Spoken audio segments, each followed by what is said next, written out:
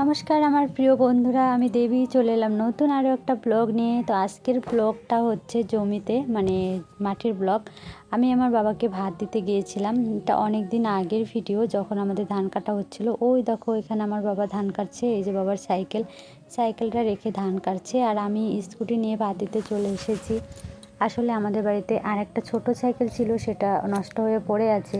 এবার বাড়ি থেকে বেশ অনেকটাই দূরে হেঁটে আসতে গেলে অনেক সময় লাগবে, এমনিতেও অনেকটা বেলা হয়ে গেছে, তাই কিন্তু আমার বাহনটাকে আমি নিয়ে চলে এলাম।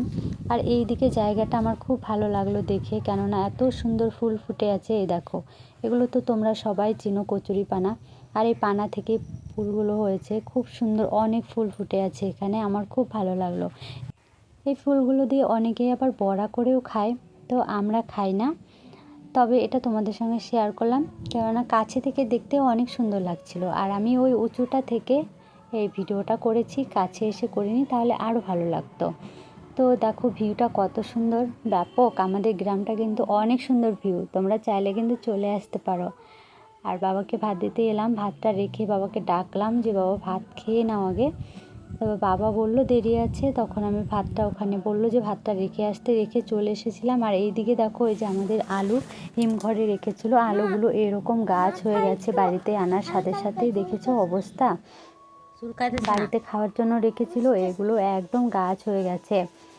তো গাছগুলো ভাঙছিলাম, যে দেখি গাছগুলো ভেঙে দিই তাহলে ভালো হবে। তখনই ভিডিওটা করে রেখেছি যেন তোমাদের সঙ্গে শেয়ার করতে পারি। তোমাদের বাড়িতেও কি এরকম হয়? এই যে দেখো, এগুলো একটু ছোট ছোট আলু ছিল, এগুলোতে একদম বড় বড় গাছ হয়ে গেছে। দেখে বুঝতে পারছো কতটা বড় বড় গাছ। আর এই গাছগুলো ভেঙে ভেঙে যে এখানে রেখেছি। এবারে তোমাদের পরিচয় করিয়ে দিই আমাদের বেগুন গাছের সঙ্গে। এই যে দেখো, এটা আমাদের বেগুন গাছ। আর বেগুন গাছটা এতটাই লম্বা হয়েছে কি বলবো, মানুষ সমান লম্বা, মানে আমার সমান হয়ে গেছে বেগুন গাছটা। বেগুনও ভালোই ধরেছে। তো মা বলল বেগুন নিয়ে যেতে, বেগুন ভাজবে। তাই আমি বেগুন তুলতে এলাম, ভাবলাম বেগুন গাছটা তোমাদের সঙ্গে শেয়ার করি। আগেকার দিনে মানুষের মুখে শোনা যেত বেগুনের গাছের নিচে নাকি হাট বসবে। তখন বলতো যে মানুষ ছোট হয়ে যাবে, গাছ বড় হয়ে যাবে। আর এই গাছটা কিন্তু অনেকটাই বড়।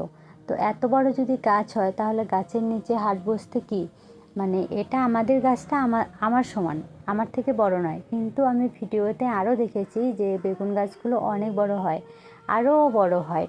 তো সেই গাছের নিচে হাট আরামে বসতে পারবে, তাই না?